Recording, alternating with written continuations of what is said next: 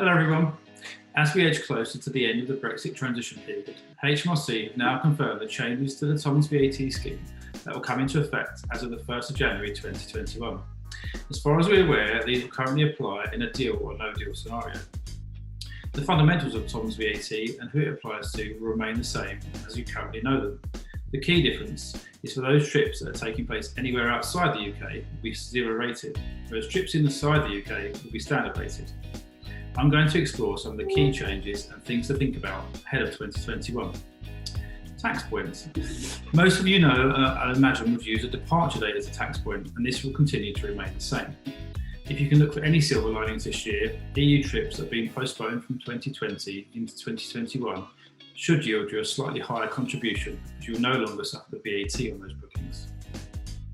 Provisional percentage. You will be aware that usually your TOMS VAT each quarter is calculated based on the provisional percentage from your prior year calculation. This continues to remain the same, although 2020 calculation is likely to be very different to usual for many. Transport company. Is this still required? Well, if you don't have any trips that will take place in the UK, then you could consider no longer using this vehicle. You should have all of your transport contracts though within this business under the current scheme for it to be effective, and so those would need to be moved over to your main trading company. Then, if you so wished, you could strike off the company or keep it dormant. If you are or planning to sell UK-based trips, then you might want to keep the transport company. It is a potential that HMRC are going to agree an apportionment method. This will allow you to apportion your transport costs within the standard calculation, and there will be no need for a transport company, but we await confirmation on that. You'll still be required to perform an annual calculation. If your financial year end is 31st December, then your next calculation should be relatively straightforward as you have a clean break.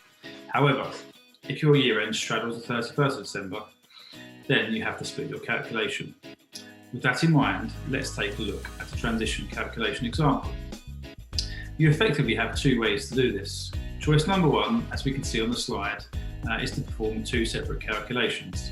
Here we have a year end of the 31st of March 2021, and so the calculation is split between the 1st of April and the 31st of December under the old rules, and from the 1st of January to the 31st of March, where we have the new rules, and you'll see here that the EU costs become zero rated in the second part of the calculation. Here we have a combined liability of 12,555. Your second choice would be to do a combined calculation. In this example, you can see that the same figures have been transposed into one calculation. Using this method does yield a slightly different result when apportioning the margin, and you end up with a slightly reduced liability. The result for you will be determined by your own circumstances, and so if you'd like a copy of the calculation, there's a link on screen. Alternatively, feel free to get in contact.